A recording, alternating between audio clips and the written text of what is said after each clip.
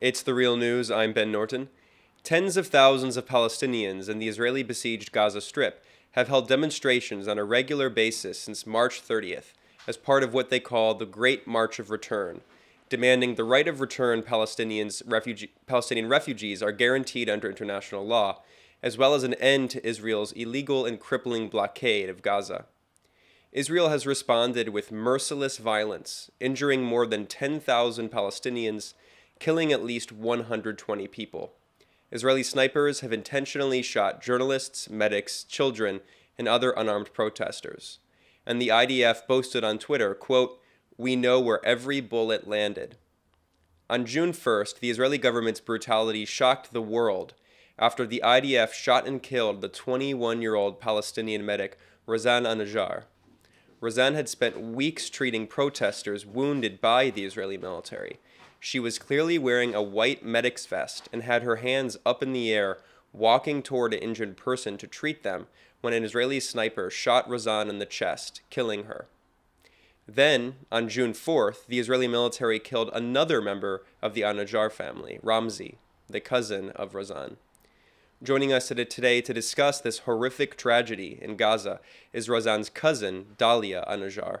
Thanks so much for joining us, Dalia, and I'm sorry for the losses. Thank you. So can you just please talk about Razan? You know, she dedicated her life to try to help people and treat them when they were wounded. Can you just talk about your memories of her? Yeah. Well, Razan was a great daughter and a caring sister, a loving friend, and a professional nurse. She was a source of inspiration and positivity to many. She always tried her best to make everyone happy around her. An attack with her family yesterday, they told me that they didn't just lose a daughter, but they lost a best friend. She was really close to everyone of her family, and she really she tried her best to make them happy. For example, she sold personal belongings often to try to get new clothes to her siblings. For her, she really loved life. And this is why she got into nursing. Getting into nursing was a dream coming true for her.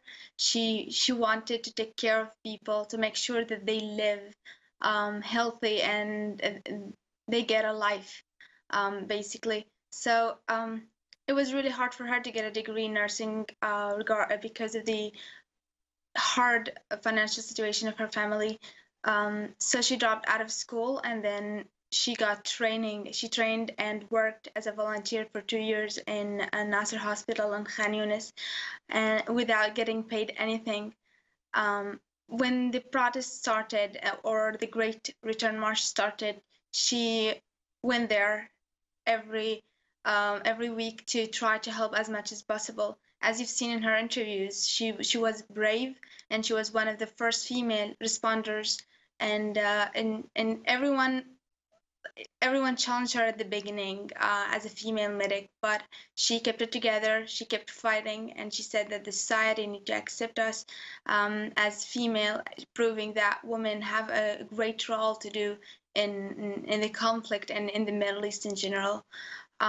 She even sold personal belongings to buy some medical supplies for the wounded during the march, which is absolutely amazing. She showed not only how courageous she is, but how selfless she is and how caring for life she is. She wanted everyone to live, and even though she got indifferent and multiple injured, she kept working on very long shifts, and she would go home every day with a different injury, with her clothes, with a lot of blood in her clothes, and she was telling her mom, "It's fine, I'm fine. People, I need to save someone else's daughter and someone else's son." So this is what was she trying to do. Yeah, and we actually have a video clip here of an interview that Razan did just before she was killed, talking about some of the treatment she was doing for people who were wounded, Palestinians who were wounded in these protests. Here, we'll play this clip. Today I was almost shot, but thanks to God's mercy, I was safe. And also yesterday I suffocated from tear gas, and I fainted for about an hour.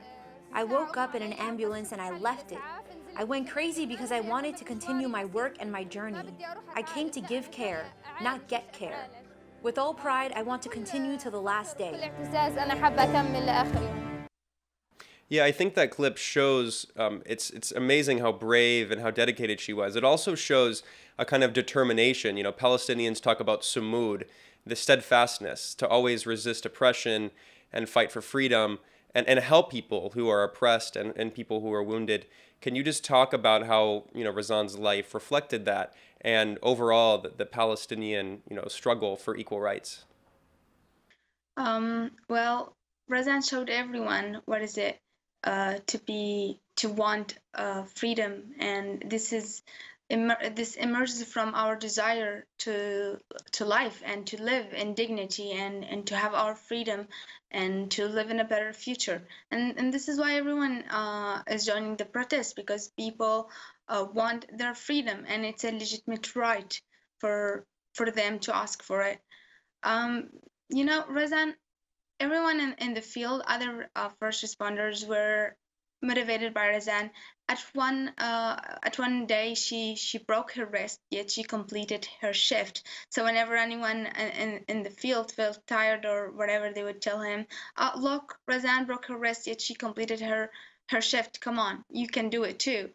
And everyone was motivated by her, which is something absolutely inspiring, and this is why we need to make sure that Razan is not just another face that we lose. It's someone that fought for a lot of legitimate things and legitimate rights, and we need to support that and to make sure that the things that people are asking at the protest are being answered. They're asking for freedom. They're asking for ending the occupation and ending the blockade on Gaza. I mean, in such difficult times, there's nothing I want more than being with my family and to make sure that they are feeling better and for me to actually heal. But I can't go because of the blockade, which is make things really, really bad for me. Yeah, and then quickly here, I'll talk about the international response. The United Nations Special Coordinator for Middle East Peace Process condemned the attack, the killing of Razan. This is the UN Middle East envoy. He tweeted, quote, "Medical workers are not a target. My thoughts and prayers go out to the family of Razan al-Najjar. Palestinians in Gaza have had enough suffering," end quote. Also at the UN Security Council, several nations tried to take action, but the United States vetoed a proposed resolution that condemned the Israeli military's, quote, "excessive, disproportionate, and indiscriminate force." So international institutions have been trying to take action here to advocate on behalf of Palestinian rights. And for 2 months now, the protests have gone on.